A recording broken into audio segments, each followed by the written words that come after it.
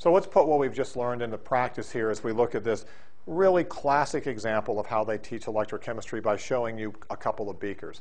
You see these all the time in class. I can come into class, and I will, and I'll create a couple of half cells for you to look at, and then I'll hook them together to create a circuit. In one of the half cells, I will have a half reaction which corresponds to an oxidation, and another half cell, I will have a reduction taking place. So the one where the oxidation is taking place, I'm going to call the anode. The one where the reduction is taking place, I'm going to call the cathode. I'm going to have the electrons move through the external circuit toward this thing I've called the cathode. By definition, because that's the cathode, everything has to move through the external circuit to it. What is the sign that I'm going to be putting on this? Well, because this is a battery which is spontaneous. See that positive value there? That means this reaction is happening. That makes this a spontaneous process. That makes this the cathode. The cathode is positive in a spontaneous process, so I put a plus sign there. And that makes that the negative sign. Also notice that I have to complete the circuit. To complete the circuit, I have this thing called a salt bridge here, because without the salt bridge, then I'm not going to be able to get my electrons to flow. You might ask, can't I put these two things together so they're all sitting in the same beaker? And the answer is you can, but then you can't control the electron flow. Remember, I'm wanting to tap into these electrons as they're flowing to get them to do work, like to make my Energizer Bunny move. If I don't do that, then it's just like an exploding hydrogen balloon. I haven't controlled the energy flow, the electron flow, and I can't get any useful work out of it. All I can just feel is the chaos of the heat and the moving of the hair from the entropy changes. But if I can keep this nice and controlled, and I have this flow of electrons like this that I can tap into, that 1.1 volts that's coming out of there, then I can light up my light bulb with the excess work which is given off.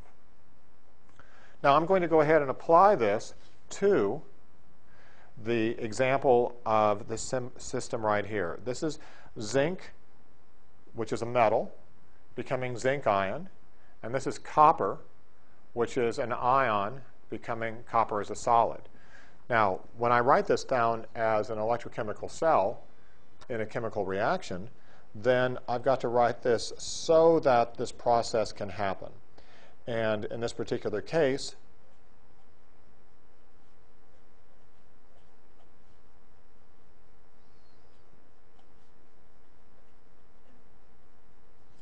you'll notice that I have this written so that I have a reduction taking place and I have an oxidation taking place right here.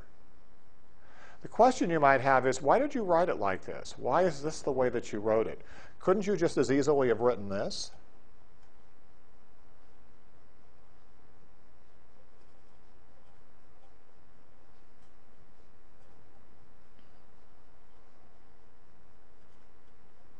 And the answer is that I could have. Notice that my reaction is balanced either way. I have copper plus 2 making copper metal, zinc making zinc plus 2, 1 copper, 1 zinc, 1 zinc, plus 2 on this side, plus 2 on this side. Down here, I've simply reversed the reaction. My charge and my mass are balanced. So I could have written this reaction either way, in the same way that any time that you're confronted by a chemical reaction that's balanced, you can write it going to the left or write it going to the right. The question is, which way should you write it? And the answer is, you should write it the way that lets you either write it as a spontaneous process or a non-spontaneous process. So what I really need to be able to do is to be able to look at this and know which one of these is going to be the spontaneous process. Now, without looking at any information here, you don't know which one of these is which. You don't know whether you should be writing the top reaction or the bottom reaction. However, this particular electrochemical cell, as written, is going to give you that information, because it says that in a process in which copper ion makes copper metal, that corresponds to a 1.1 volt value for the E. So this case right up here, copper ion becoming copper metal as a reduction, has E equal to plus 1.1 volts. You might say, well, why not write it this way? But notice that that's writing it as an oxidation. And what you have here, according to definition, is a reduction process here. This is what they've said has occurred. This is a reduction, therefore you must write it this way, and E is 1.1 volts, and that defines everything else. This is kind of an interesting concept here, this idea that there's this sort of arbitrariness to how I might take a couple of half cells and put them together. I can always put them together to make an electrolysis cell. I can always put them together to make a battery. Who's going to decide this? Well, the person writing the problem is. I'll look at you and say, in a battery or in an electrolysis cell. And once I've defined those features of it, from there, you move on to decide what all of the different parts of the cell convention are.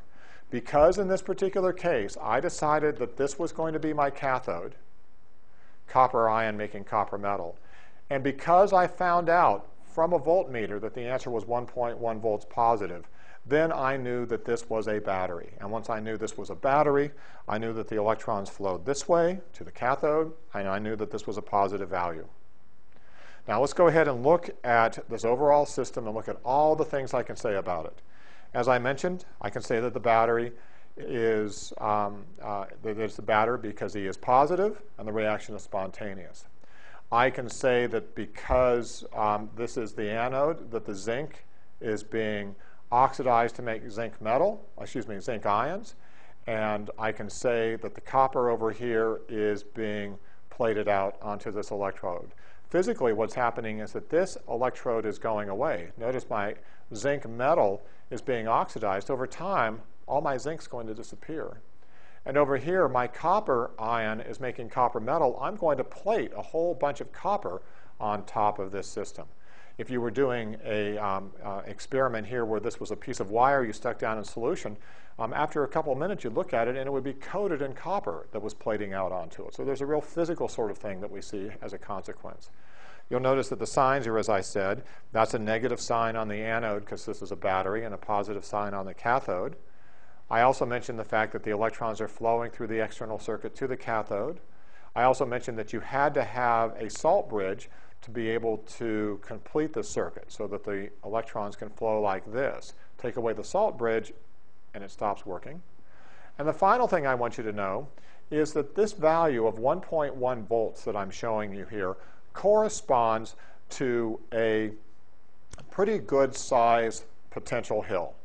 I haven't talked about this quantitatively yet, but you know what? If I were to write down delta G is equal to minus RT log K is equal to, and then I show you what this is going to turn out to be, minus NFE, that value of E right there, multiplied by a Faraday. What was that Faraday? That was that 10 to the 4th coulombs per mole number.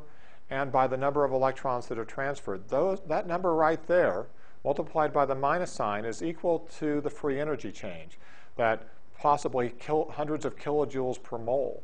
If I stick in a value of 1.1 volts there, even though that's a pretty small value, what do you think that corresponds to for delta G? It will turn out, as we will see mathematically in a few minutes, that this 1.1 volts is a really big positive value. Because you don't go to the store and buy 78 volt batteries, you buy 1.5 volt batteries.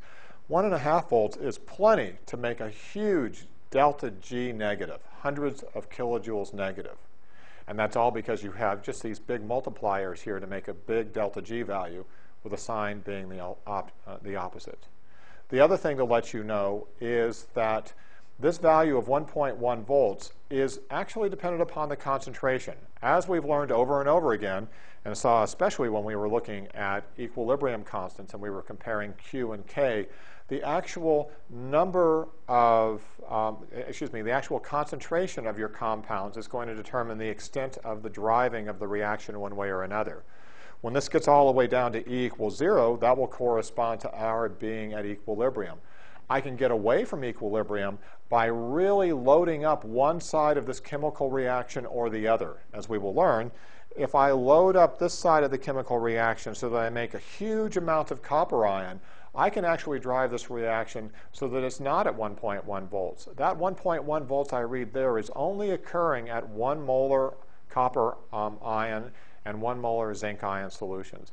If I can make this number really large and I can make this number really small, I can drive myself even farther up a free energy hill and get to a point where my voltage is even larger than 1.1 volts.